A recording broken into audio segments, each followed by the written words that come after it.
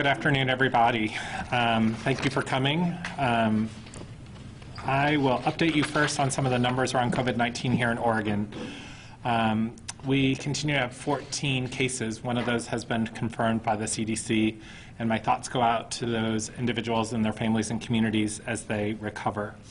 We've had 165 negative tests in the Oregon State Public Health Lab, and there are currently 52 tests pending that we will report on tomorrow. We have 226 people under monitoring. For reference, those are folks who have potential exposure either through travel or to a confirmed case, who do not have symptoms, who are asked to stay home in quarantine for 14 days, and public health is checking on them regularly. We have had 291 folks who have completed their monitoring, meaning they've gone through a full 2 weeks without developing symptoms and have been released. Our cases are in multiple counties: Douglas, Jackson, Klamath, Marion, Umatilla, and Washington. We continue to work very closely with our federal partners and our local and tribal public health partners to best address this outbreak. We do think that even though we are reporting 14 cases, that this disease is much more widespread in our community, as many of these cases were identified as potential community transmission, meaning we can't trace it back to an individual or to a situation where they were put at risk. So that's why we continue to ask everyone to take steps to help us control the spread of this disease. Staying home when you're sick, if you have a fever or a cough illness, stay home until you're sick and recovered. Washing your hands frequently, washing down commonly touched surfaces with standard cleaning products, covering your cough and sneeze, and washing your hands afterwards. Recommending that folks who are vulnerable to complications from this disease, this is our older adults, those 60 and over, as well as those with chronic medical conditions, consider staying home and avoiding large gatherings. And that nobody with illness should be visiting relatives or friends in skilled nursing facilities. If you are sick, we would ask that you not visit at this time. We are also in the process of updating those guidelines for visiting at nursing home and may recommend more strict guidance to limit visitors at nursing homes because we know those are some of the most vulnerable populations, people with underlying medical conditions and older adults, and live in congregate settings, and we want to limit the introduction of this disease into those settings. Those guidance are being worked on now, and hopefully we will have something to release soon. We continue working, thank you to our partners at Multnomah County, on putting out guidance for the entire state on addressing this issue in the unhoused population, and adapting guidelines that were developed here in the metro area that we can distribute to our partners for working with this population who is also vulnerable and doesn't have as ready access to resources. Protection of our healthcare workers is a very important topic for us in public health. We know that they are frontline workers and we need them on the ground as this situation evolves. As we identify more cases who need to receive care, need to be hospitalized, we want to make sure that they're protected. We are in the process of adapting our current infection control and personal protective equipment guidance so we can make sure that hospitals have the most up-to-date guidance on what they can do to protect their staff and protect the patients in their facilities, while at the same time maintaining our supply of personal protective equipment and making sure that our healthcare providers are there to see the patients who need care. Testing is another topic I know you guys are very interested in. I went through the numbers of testing at the Oregon State Public Health Laboratory. We have continued to push out our guidance for our healthcare partners of priority testing at the Oregon State Public Health Lab. Providers are able to order testing and get it approved without talking to anyone in public health for folks who require inpatient hospitalization, who have viral pneumonia, and do not have influenza. In addition, our local public health partners, as well as my colleagues here at the state, are working with providers to prioritize testing for contacts of individuals who've tested positive for COVID-19 or returning travelers who develop symptoms. We know that commercial laboratory testing is becoming available, and that providers who are seeing patients in the outpatient or inpatient setting that don't meet the criteria that are being prioritized at the Oregon State Public Health Laboratory can obtain that testing through commercial means through many of the companies that offer testing nationally, including here in Oregon. Positive, negative, and equivocal test results from those testing situations will be reported to public health, as are the test results from the Oregon State Public Health Laboratory, and our public health colleagues in local and tribal health departments, along with my colleagues here at the state, will work on following those up. I'm going to turn it over to Dr. Jennifer Vines for some updates on what's happening specifically in the Tri-County area, and then we'll open it up for questions after that that we can take together.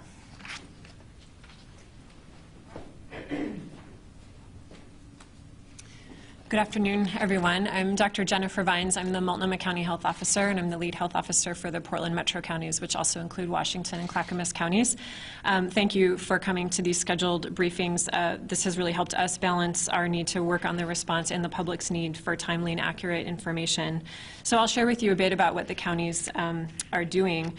We have a direct line to our health system partners. We continue to coordinate with them very closely. As always, we're grateful for their vigilance for this virus and their flexibility as we do our best to keep up with the science and the experience in other communities.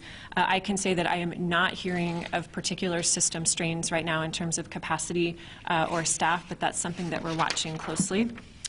Local public health continues to follow up on individual confirmed cases and notify people who were exposed to ask them to self-isolate for 14 days on symptom watch. We expect more testing to come online in the days and weeks ahead, and so we expect for more cases to be confirmed. These results will be reported to public health, and this information will start to tell us truly how widespread the virus is and what the picture is. So with no vaccine and no treatment, we have two goals right now. The first is to slow the spread of the virus enough to keep our health systems running so they can offer life-saving care to those who need it when they need it. Number two is we need to protect the elderly and the medically fragile because it is increasingly clear that these individuals are at high risk of serious complications and death. And if you'll indulge me, I want to show you exactly how this looks from a public health standpoint.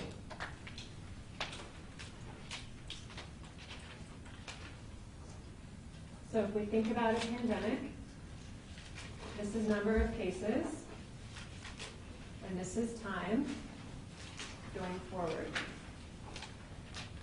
And this is what our worst case looks like, which would be a very sharp peak.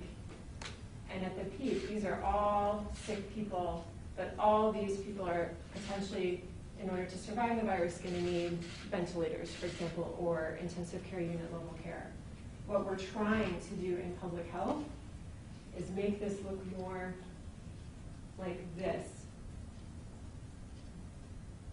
so that we flatten the curve, so that as people in that top tier who need access to our health systems, that there is room for them, there is staff for them, and they get the life-saving care that they need. So we think, again, we're not sure because we don't know how widespread the virus is, we think we're early on this curve, and this is where things like public health follow-up can help. That's why we're doing that piece. This is why we're also going to be looking at what we're calling social distancing, which you're already hearing about in the Oregon Department of Education guidance, and I'll touch towards the end of my comments on large groups of people coming together. But this is what a pandemic can look like. This is what we're hoping to make it look like through our work in public health. Dr. Vines, do you think you could just explain that a little bit in front of the microphone so that people may get the clear audio? Yeah, I don't know. Can I lift up any of these? No, just from there. Oh, from here. Okay. So for those listening in, I drew a graph on a large post-it flexi board, just showing that in a sort of an unmitigated pandemic, you get a sharp peak as time goes on and cases go up. At the top of that peak would be people who would need access to life-saving care of intensive care units, ventilators, things like that. Our public health intervention is to flatten that peak and spread cases out over time so that as the most critically ill with this virus become ill, they actually have access to the care and the healthcare system staff and the resources that live in our healthcare world to have the best shot at recovering from the virus. So that's our strategy. We know that kids and young people are believed to mostly suffer mild illness. That said, just like with influenza, even young and healthy people can get seriously ill and suffer complications. It's also increasingly clear that the virus is spread through infectious droplets, meaning that you need to be within 6 feet or so of a coughing person for a prolonged period of time to be at risk. So with that in mind, we're working with schools, shelters, long-term care facilities, businesses, and detention facilities to put in place basic infection prevention measures. So what are we asking the community to do? So again, our goals are to protect older adults who are at higher risk of severe disease and keep our healthcare systems running smoothly during the time the virus moves through the community. So here's how we can all help protect older adults. If you're sick, don't visit.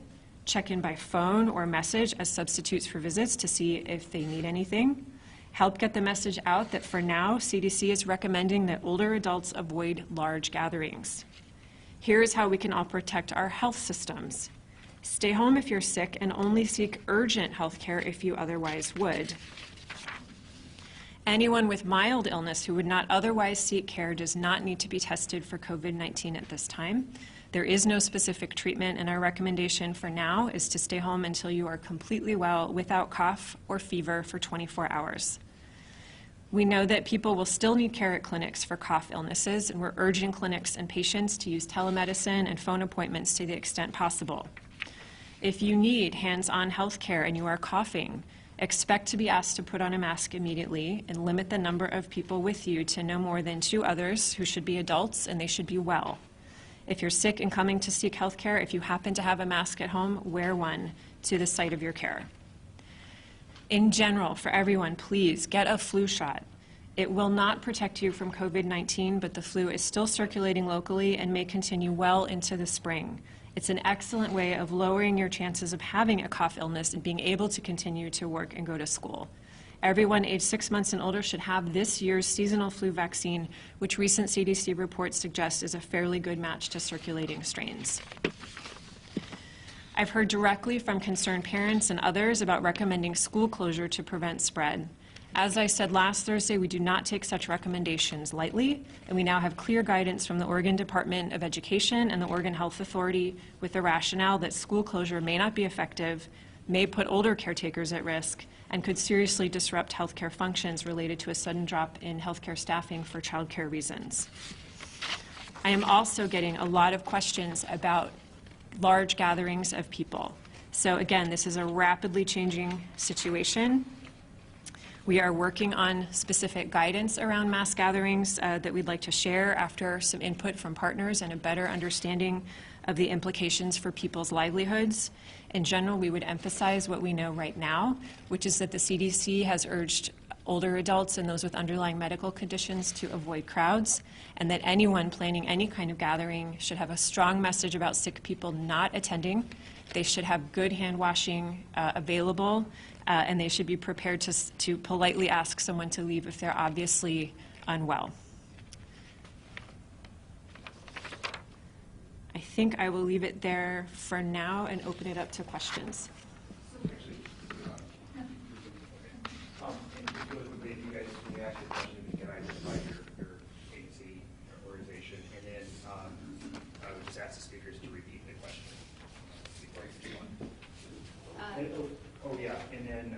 So we'll take questions from the room first, and then we'll open it up to the phone, people on the phone. Thank you. Lindsay with KGW. I think there was some confusion about older adults. Is that anyone over 60, even if they don't have an underlying medical condition? What the data is showing, and we have the most data from China, but data from other countries is showing the same thing, is that older individuals, regardless of their health status, seem to be more at risk for complications.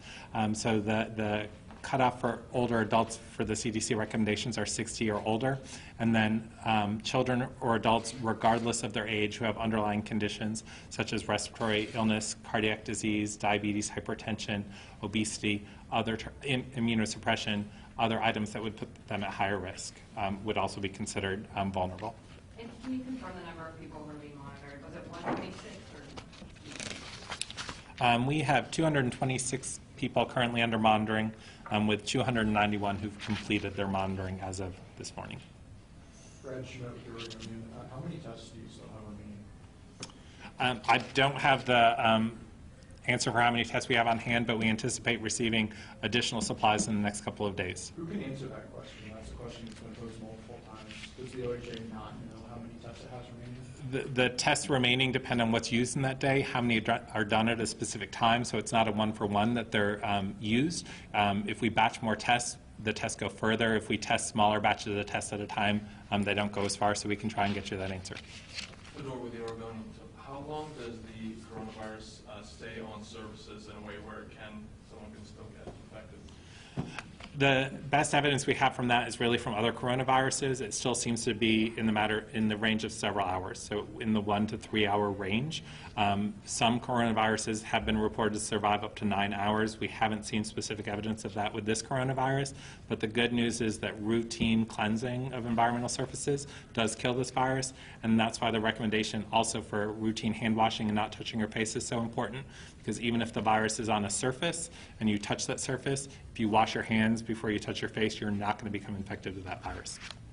What is the condition of the first patient that was confirmed with COVID-19 here? I don't have any updates other than that they're still hospitalized. Dr. Sergeant, Lisa from COIN, this is a follow-up that comment you made about the services. There's a lot of concern among the public that they're not being told where these patients have been. And so if it is something that is more than just somebody coughs or sneezes within 6 feet of you when you're there, but it is on surfaces and it can last for anywhere for a few to several hours, again, why not let people know where these folks have been? I think that in addition to these 14 cases, there are likely many other cases in the state of Oregon that we haven't identified. Many of these cases are thought to be from community spread. Public health has done a great job interviewing them, seeing who they had contact with before they were sick, whether they traveled before they were sick, and we can't link it to a specific case or to specific travel. So that means they obtained it somewhere in the community.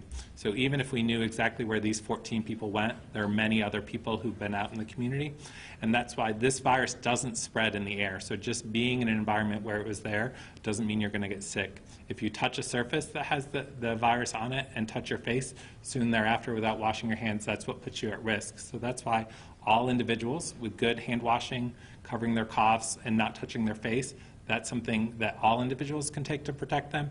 And then folks who have a facility doing routine cleaning can get rid of this virus from the surfaces to limit its spread. Fedor with the Oregonian. So to make sure we understand what you're saying, does that mean that essentially the virus is so widespread that telling people where they may have been exposed would make a substantial impact on containing the spread? For the folks who have been tested for the disease and found to be positive, we have gone back and done contact investigations, our local and tribal public health partners, with those they had contact with, because it's contact within 6 feet of that person who's coughing or sneezing that's going to put someone at risk. And so those are the people we've identified and worked with to have them quarantine at home. And if they develop symptoms, those are folks who get tested to determine whether or not they have COVID-19 or another source for their febrile illness. Well, wouldn't notification maybe make it easier if somebody sees that and says, hey, I was in there, I'm having cold symptoms, maybe I'm the person that spread it, and maybe they don't know? No, because again, this virus is spread not through the air but through droplets. And so that person who is sick, who is coughing or sneezing, and someone who is within 6 feet of them is the person who's at risk. And so that's why we are working with the individuals to identify who is at greatest risk. And just these 14 people are the folks who've tested positive, but we know there are other cases out there. And so that's why everyone needs to take the precautions, not just if you're in a specific location, to wash your hands, cover your cough and sneeze, and stay home when you're sick, because that's really what we're going to do to help control this disease. But if you can't contact people, say you sneeze at someone in the bus and that person doesn't know you, you can't find that contact, but the person knows that they've been in that place, wouldn't that make it easier to contact other Like, what's the people? downside of doing that? Because, again, we know that this takes prolonged close contact and contact to the droplet precautions, and so that's why our public health system is doing the job that it does every day with other diseases as well. We don't notify someone who's been on the bus with someone who has influenza because we know that influenza is out in our community, and that's why we ask that everyone take some responsibility for their own health and protecting their family's health. And we've worked with our partners, for example, in transportation, in public buildings, and schools to clean surfaces to limit the virus that's on those surfaces. Let's take a few questions from the phone. Operator, can you see if there are any questions? And ladies and gentlemen, if you wish to ask a question at this time from the phone lines, please do press 1, then 0. And once again, do press 1, then 0 at this time for any questions from the phone lines. And speakers, currently we have no one from the phone lines that are queuing up, so please do continue. Brad, Thank you, Operator. Well, I just want to go I back. was just Dr. going Vines would to like to- tag on to this idea of why aren't we telling where the people, like, where the virus might be. So that's part of the local public health investigation in terms of where that person spent time. That is very resource intensive in terms of their timeline. We're much more cautious for a disease like measles that we know is spread through the airborne route. It can hang around in the air. That's why you see occasionally some public notification around exposure sites for measles. In this case, we are concentrating public health resources on those that we think are highest risk. So that's generally household level contact or close social contacts. A bus ride, being in a hospital waiting room that we know is being cleaned regularly. Those types of exposures we would generally not consider high risk. So again, we think this virus is in our community. It can live on surfaces. Our emphasis is more around take everyday precautions rather than trying to limit people's focus to just where we think the virus might be, because from a public health standpoint, the same advice still applies. Stay home if you're sick, wash your hands, and we're really focusing those local public health resources on the highest risk. I had some questions, Lachey with K2 News, about the incident at the middle school. With that one student being tested positive for the coronavirus, at what point was that student contagious? And do we know for how long? So we don't have our Washington County Health Officer here today. She's busy working on the COVID response, so I don't have details, and I wouldn't want to give you bad information, but we can get you that. Going back to the issue of testing supplies, there have been 14 positive, 165 negative. I just want to be clear. Each test requires at least two. Each person requires at least 2 tests, correct? We have currently been performing 2 tests on most individuals. Some individuals have more. Okay, And the number of tests used, because we have to run controls on each batch that we use, there are additional tests that are used for that quality assurance, those quality assurance activities. Okay, perfect. So that means then that you've used at least 358 tests on those 2 sets of people. Then you have 52 pending tests, which means the test's going to require 104. That means you've used at least 462 total tests out of your 1,500. If you have 52 total tests pending, or people pending, at 100 per day, then 104 per day, you're going to run out of tests within 10 days. Right, which is why I said we've ordered additional reagents to perform these tests, and those reagents are on their way. We continue to prioritize the tests for those who are most seriously ill in our Oregon State Public Health Laboratory, as well as those who are contacted as part of our public health investigations. And we anticipate we have sufficient supplies to meet that need, with commercial testing becoming more widely available in the community. For those doctors and providers who think clinically that the person in front of them needs to be tested, they can test those without any contact with public health. But we still think that most people with mild illness do not need to seek care and do not need to be tested. But those would not show up in the public health laboratory here in Oregon. How many tests have you specifically requested? I don't have the answer to that. Just to be clear then, so OHA asked for these tests last week, and 4 days after this request, or after Lily and Shirley testified in front of the legislature that more tests would be requested, no one at OHA can explain how many tests they've requested? I cannot explain how many tests have been requested, and I said I would get you that answer. When do you expect to get those tests? I told you I anticipate those tests are coming in the next few days, is what the email said, but that's determined by our federal partners when they're delivered. Are you concerned that they want to arrive within the next few days? And the reason I ask that is because you guys said that the CDC would be confirming tests within the next few days. It's been more than a week on some of these cases and they've yet to do it. So what level of confidence do you have these tests will actually arrive? I have a high level of confidence these tests will arrive. How does the testing work? Is it similar to the flu? Like, how do they do it, and is there something special about that little vial, or do you need that? Like, if I'm a doctor, I have a patient I want to test, can I take the test and the state lab just won't be able to process it, or do I have to order these vials that we've seen pictures of and need those to be able to even do that? So the tests are collected either typically from nasopharyngeal or oropharyngeal, a swab from the nose or from the back of the throat that are collected. They're placed in viral culture media, so that keeps the virus alive. The test extracts the viral genetic material from those tests and looks for the specific genetic sequence of this virus with the reagents, with the test kits they get from the CDC. So it uses some common lab equipment that is available in the lab, but needs the specific equipment to look for this sequence of genetic material. Lily and Shirley last week said that another hospital or a hospital system was looking to either develop lab capacity or testing capacity. It was unclear in our comments to the legislature. Can you please address what it is that a hospital system is looking to do here in Oregon and what the timeline is for either the lab results or testing to be available? And I don't have information on the timing for specific hospital systems here in Oregon. I do know that 2 of the largest commercial lab testing facilities have gone online at the end of last week and the beginning of this week that do serve parts of Oregon providers. But I don't know about specific lab testing in hospitals.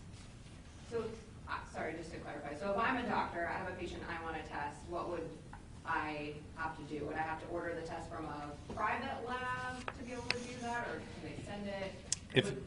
If there's a hospitalized patient in Oregon with viral pneumonia who doesn't have the flu, providers can go online, fill out the order form, and make arrangements to have that test shipped to the Oregon State Public Health Laboratory for testing. If they're concerned about a contact to a specific case or association with travel, they can contact their local public health authorities who will talk about whether that test will be tested at the Oregon State Public Health Lab. For outpatients who are not being hospitalized, not connected to a known case, they can order that test from their lab provider in the way they'd order any other test. They'd need to collect that specimen and get it to the lab for testing. How many people have had their lab results refused to be tested or not allowed to be tested by the state lab because they didn't qualify? Presumably doctors are asking, hey, I've got this patient, I'd like to get them tested, and somebody along the chain is saying, sorry, you don't qualify. So what's that number? We don't track that number. OHA doesn't track it at all? No, we have tracking of the tests that are requested and the tests that come in through local public health authority and on those testing, and that's why we've provided those numbers to you. All right, let's try the phone one more time. Operator, go ahead and open up the line. Thank you. And once again, as a reminder, any questions, please do press 1, then 0 at this time. 1, then 0. And speaker, there's no one in queue at this time. Please do continue. Thank you. So Dean and Jennifer, so at this point, have you modeled how many people might get sick, might die, might need ventilators based on what you know, what you've seen so far in this? So the question was based on some of the graphics I drew about how to spread out disease and mitigate a potential pandemic. The question is, have we done some actual calculations of how many people might need care, might need ventilators, and what that might look like? I would say our focus right now has been around tracking cases, confirming cases, looking for contacts. I think we're going to be shifting our attention more to, again, protecting high-risk populations, protecting health systems. So looking ahead at the next step, I think, would be starting to think through those scenarios and what that could look like, and again, how we can get people the care they need when they need it. So right now, the Tri-County area in OHA, they don't have, say, like, worst-case scenario number, best case, like, any numbers that would say, worst-case scenario, we think X number of people will die. No, so I don't have those numbers like at my fingertips to quote you. It depends. Again, we're getting more information all the time from other countries about how many people are critically ill, how many die, and what that actually looks like. But I think this is going to be part of our next step in responding. And I don't know if Oregon Health Authority has actually run those numbers. Is that a no? No. I just have a question. With other schools and other states closing schools, what's the Oregon Health Authorities, at what point I think, we have those discussions. If there's ever a case associated with the school, public health and the school will have a conversation about what next steps are. The benefit from closing a school to minimizing spread of the disease is probably fairly minimal, but the negative impact on students and faculty at that school are larger. So we have those discussions each time a case comes up, but the thought right now is that it's better to have kids in school and learning and exclude those who are sick and monitor them at home than to do a blanket school closure statement at this time. And our guidance is in line with a lot of other jurisdictions who have very similar guidance posted from cities and states to other countries. At the beginning you said 14 cases, one confirmed by the CDC. Does that mean the rest have not been confirmed, or? Correct. That's why we still call the others presumptive positive, but we treat those as positives because the same test is going to be done by the CDC on those cases, and we wouldn't anticipate any difference in the testing results. How long does it take to get that confirmation? I don't know. Have you received any explanation about why it's taking so long? No, but I can only assume that our federal public health partners are receiving, not just samples from Oregon, but from all other state and local public health labs that are doing this testing, and they have to do that confirmatory testing on all of those. Plus, they're receiving samples directly from the states that don't have public health lab testing capability in their states and are doing some of the testing in special situations themselves without using the state. So that's probably why we haven't received those results yet. Do one more question, or two more questions. How many ventilators does Oregon have? I don't have that information, but I can get it for you. I was hoping, I know you can't talk about specific instances, but possibly in other countries that people are dealing with this virus. When they're in the hospital, can you kind of explain once they are having complications from it, what kind of they're going through, what kind of strain there might be on a hospital or et cetera? So with COVID-19, similar to influenza viruses, it primarily affects the respiratory system. So people with mild illness may have a cough and some trouble breathing. The complications that we're seeing people develop typically start with respiratory problems and respiratory failure. But once patients have those symptoms, they may have other organ systems that are also involved. So they may need support around their kind of renal function, cardiac function, and others, but it typically starts with respiratory failure and trouble breathing. Given that we know that there are very likely more cases out there in the community that are not being diagnosed because of a lack of testing, are there other diseases or medical conditions that could potentially serve as a proxy for people who are getting sick with mild forms of this illness? Specifically, it looked like at the end of February there was an increase in the presentation of influenza-like illness into emergency rooms, which did not seem to jive with previous years of having it go down and then go back up. Viral pneumonia, is that something you're tracking? What can you tell us about potential proxy cases out there that suggest this is in fact widespread? So, we do track influenza-like illness and then influenza surveillance with testing at various sites every year. This year's influenza season was a little different than others, which typically have a single peak. This really had two peaks, with a peak of influenza B early in the season. Influenza B is a strain of influenza that typically comes near the end of the season, though there's really no typical flu season. And influenza B also disproportionately affects children. So tragically this year in the United States, we saw a record number of pediatric influenza deaths. That peak in influenza came early and then with a second peak following, and we're still seeing circulating influenza in the community, but not at the high levels we saw earlier in the season. But specifically to COVID, because you would test and you would confirm, okay, this is in fact an influenza. So what I'm saying is, are you seeing influenza-like symptoms, illnesses that are not confirmed to be influenza, or viral pneumonia cases? Have you seen a rise in those presenting across the state in the past 2 weeks? No, we monitor influenza-like illness in emergency department settings and other settings, and we continue to see that disease is maintained in our community, but we haven't seen large spikes in influenza-like illness or specifically in influenza over the last 2 weeks. Or pneumonia? I can't speak specifically for pneumonia. Are you guys tracking that? We do track respiratory complaints and respiratory illness in our systems, yes. Okay, so that's something you guys can get back to us on? We can. The pneumonia issue will be a little different than the influenza-like illness tracking, which is based on symptoms, whereas pneumonia is based on an actual diagnosis. So it would have to be, it wouldn't necessarily be pneumonia, but signs of lower respiratory infection would be the earlier signs. I don't think we track pneumonia specifically. And I would just add, again, as of today, I'm not hearing of particular strains on healthcare systems. I think there's the artifact of a public health situation going on, where with your help, we're getting messages out. There may be some artifact in there of people who are worried and who are hearing the messages that you're helping us get out, and who may be presenting to healthcare who might not otherwise. So just a caveat in terms of how we look at what's going on in the community.